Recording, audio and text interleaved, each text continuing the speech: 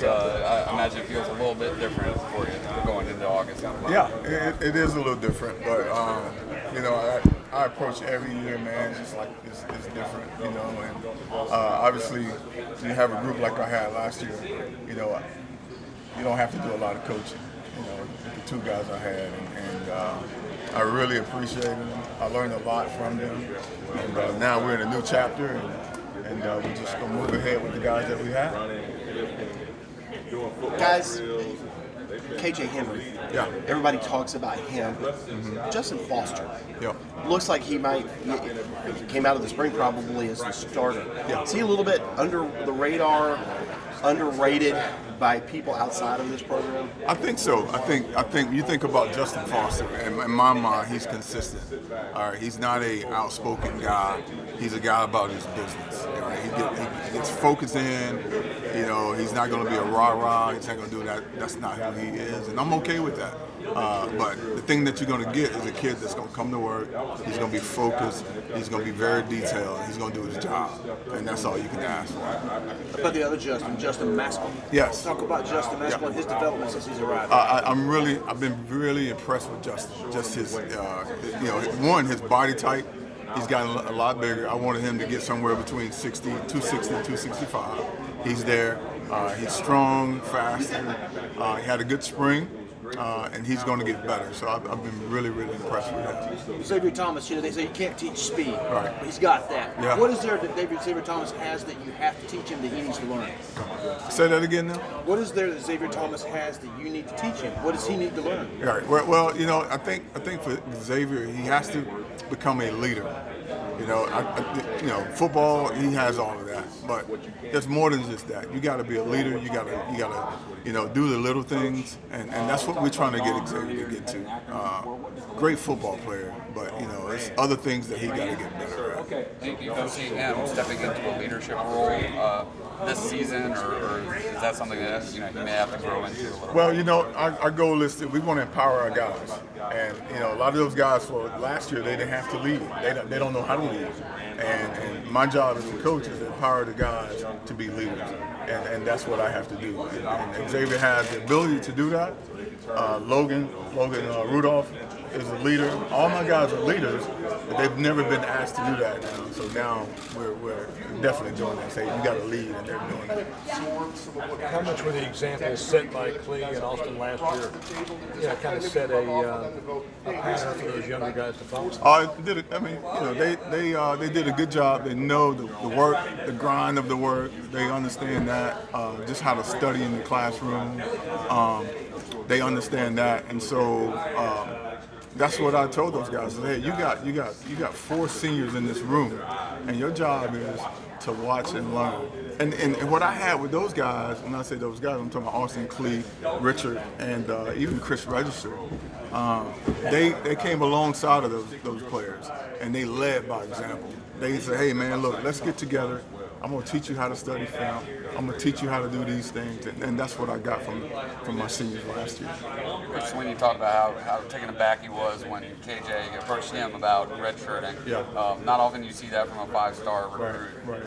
How unique is that? What does that say about his personality? It says a lot. It says that here's a kid that understood that what he had in front of him, but he was definitely realistic to know that, hey man, I'm not quite ready. And to be honest with you, it made our job a little easy because we were trying to figure out what to do with KJ. But KJ realized that he wasn't quite ready. But I've been so impressed with just his development, not only in the spring, but even now in the summer. He's gotten bigger, stronger, faster, and I expect great things out of him this fall. Yeah, we don't talk too much about it. It's Logan Rudolph. Tell us about Logan's development so far this year and where he's come from. Yeah, so Logan Rudolph, man, in my opinion, is a guy that can definitely start for us. He's proven that just through his work ethic, his toughness, his physicality. He's done everything that I've asked him for him to do. His leadership, guys love Logan, and so I expect Logan. To me, in my mind, he came out of spring as one of our starters, and he earns that, and he busts his tail every day. And I've been truly impressed with what Logan Rudolph has done for us, and what he's going to continue to do. Are you looking at these guys to play both sides of Yes. the line, or are you just trying to train in one spot? Yeah. So all my guys we developed them to play both sides. So Logan can play left, he can play right. You know, all those guys can play left and right. Because what you don't want to get yourself hogtied where you got one guy can only play right side, right? And then you want, at the end of the day, I got to get the best combination on the field. And so my goal, hopefully, is to be able to play 5 or 6 guys for the year. Coach, we can get to talk.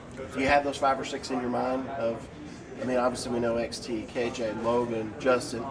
Who's going to kind of fill in behind those guys? Well, as you said, hit it best. You got Foster, Logan. You got the 5 scholarship guys, and then after that, you're just trying to figure out who can fit, who can be my 6th guy.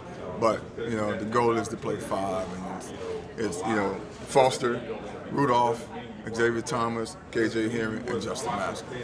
Didn't get to talk to you after the national championship. Being an Alabama guy, just how surreal was that whole experience for you? Well, the first year was surreal. The first year was like, okay, they beat us, but then all the other years, man, it's okay now. I'm fine with it. It was obviously when you beat Alabama, the rhetoric that I heard was that can we compete with Alabama? And I'm like, man, we got everything that they have, and so to go out and to win like we did, I wasn't surprised, because of the caliber players that we have, and our guys bought into what we were trying to do defensively, and we just went out and executed and totally dominated. Do you hear about it from a lot of friends and family, kind of like Coach Sweeney talks about it? Oh, I hear it all the time, and Alabama is my area. I recruit Alabama, and so I'm from Alabama, my hometown, so I recruit my high school in that area. So I'm constantly hearing it from my teammates or people that are Alabama fans. And how can you be an Alabama guy and you beat Alabama like that? I said, hey, I get paid to do this. This is a part of my job, that's my alma mater. I don't wish any harm to Alabama, but at the end of the day, my job is to go out and win ball games, and that's what I'm here to do. How much does your style of coaching, or did it, have to change in the spring? Last year you had Cleveland. Yeah. Christian was always around, and those are guys that led Yeah. verbally by example. So now you got a bunch of young guys. Yes. Who are kind of walking around wide-eyed. Do you have to take more of a hands-on approach and hope that one of those guys starts to step up? Absolutely. The hands-on approach is really what I've had to do, and I've had to come out of my comfort zone a little bit, knowing that I had those guys last year I can lean on, and so what I had to go back and start over, and which I do every year, but just taking those 4 or 5 guys, 6 guys, and hey man, here's the deal, we got to do it this way, and it's been really good, man. One, you got to get the guys to buy in, that they can trust you and believe in what you're trying to teach them, and that's what I'm having to do with the guys that I have, and it's been really, they've been receptive of it, and they understand my charge and what I want. They understand the goals that we're trying to accomplish, and that we're not going to talk about Cleveland and Austin. We've moved on. We got a new chapter in our life, and I don't want you to be a Cleveland or Austin Bryant. I want you to be the best version of Logan Rudolph, Justin Foster, all those guys. I want you to be yourself, man, and not put pressure on yourself. You don't need to do that. At the end of the day, football is football, all right? And we got a job to do, and we're going to do that. We're going to execute. We're going to play at a high level. And that's the charge going into this fall. Big luxury for you last year, being able to get pressure on the quarterback with just 4 linemen. Say that again now? It was a big luxury last year, being able to get such